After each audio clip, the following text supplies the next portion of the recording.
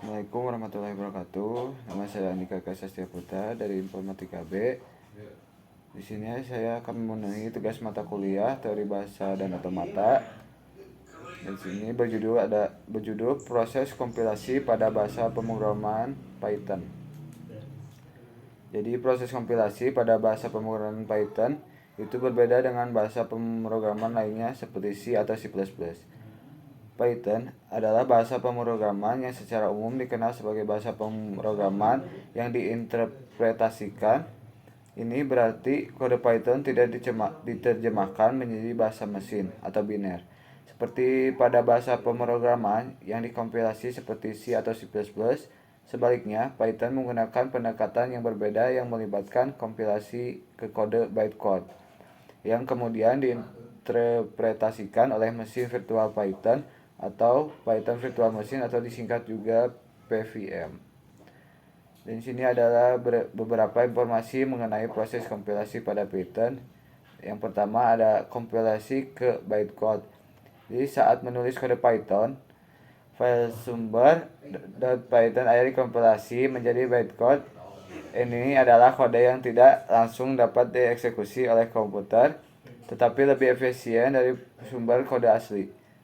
Bytecode disimpan dalam file atau .pyc atau .pyo atau menggunakan opsi min o untuk mengoptimalkan dan digunakan oleh PVM.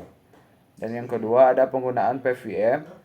Bytecode kemudian dijalankan oleh Python Virtual Machine atau PVM. PVM adalah bagian dari instalasi Python dan bertanggung jawab untuk menjalankan kode Python. PVM juga menerjemahkan bytecode menjadi instruksi-instruksi mesin yang dieksekusi oleh komputer.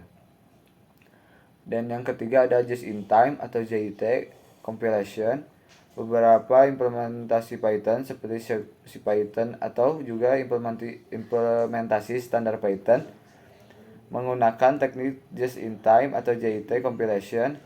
JIT compilation mengubah beberapa bytecode menjadi kode mesin saat runtime untuk meningkatkan kerja. Ini terutama terlihat dalam pengoptimalan Python pada versi tertentu. Dan yang keempat ada interpretasi.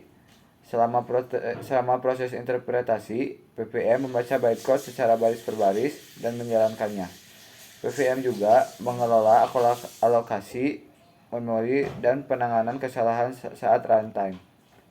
Dan yang kelima ada importing modules. Ketika mengimpor modul atau pustaka dalam Python, PVM akan mencari file .pyc yang sesuai dengan direktori yang benar. Jika file .pyc ditemukan dan masih valid atau juga tidak berubah sejak terakhir dikompilasi, maka kode bytecode akan digunakan. Jika tidak, PVM akan mengkompilasi kode sumber modul tersebut ke dalam bytecode dan menyimpannya sebagai .pyc baru. Dan yang keenam ada Python Interpreter.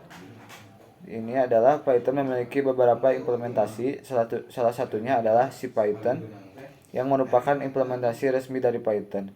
CPython juga mengambil peran sebagai Python interpreter yang bertugas untuk menjalankan kode Python. Selain CPython, ada juga implementasi lain seperti Jython atau Python di atas JVM, ada juga IronPython atau Python di atas .NET, dan ada juga PyPy atau JIT Compiled Python. Dan yang ketujuh ada peran pustaka standar. Python memiliki pustaka standar yang luas yang mencakup banyak modul dan fungsi yang dapat digunakan oleh pengembang. Pustaka ini juga adalah bagian integral dari instalasi Python. Di saat mengimpor modul dari pustaka standar, PVM akan mencari modul tersebut dalam direktori yang sesuai dengan instalasi Python. Yang kedelapan ada optimasi kode. Python memiliki beberapa mekanisme untuk mengoptimalkan kode. Salah satunya contoh adalah penerapan inline caching yang menggunakan PVM untuk menghindari interpretasi ulang kode yang sama jika itu pernah dieksekusi sebelumnya. Selain itu juga beberapa kode Python dapat dijalankan lebih cepat melalui penggunaan fungsi built-in dan struktur data yang efisien. Dan yang kesembilan adalah menggunakan pustaka eksternal. Selain pustaka standar, dapat menggunakan pustaka eksternal pihak ketiga untuk memperluas fungsionalitas Python. Saat menginstal pustaka-pustaka ini menggunakan pip atau Conda yang merupakan manajer paket Python. Ini juga akan dikompilasi ke dalam bytecode dan dapat diimpor ke dalam kode Python. Dan yang ke-10 ada pemahaman kinerja. Untuk pemahaman lebih lanjut tentang kinerja kode Python, Anda dapat menggunakan alat seperti profilers dan perangkat lunak pemantauan kinerja seperti cProfile atau PyFlame. Ini membantu mengidentifikasi bagian kode-kode yang memerlukan perhatian tambahan dalam hal optimasi. Yang ke-11 ada rekayasa ulang dan distribusi. Dalam pengembangan perangkat lunak yang lebih besar, mungkin ingin mengubah kode Python menjadi bentuk eksekusi yang lebih efisien seperti file eksekusi berdiri sendiri atau .x pada Windows, atau membuat distribusi Python yang dikompilasi agar aplikasi dapat dijalankan di lingkungan yang tidak memiliki Python terinstal. Dan yang terakhir ada optimasi kode sumber. Selain itu, optimasi yang dilakukan oleh PVM dan implementasi Python juga dapat melakukan optimasi pada kode sumber Python sendiri. Ini juga melibatkan penggunaan algoritma yang lebih efisien, menghindari penggunaan loop berulang yang berlebihan, dan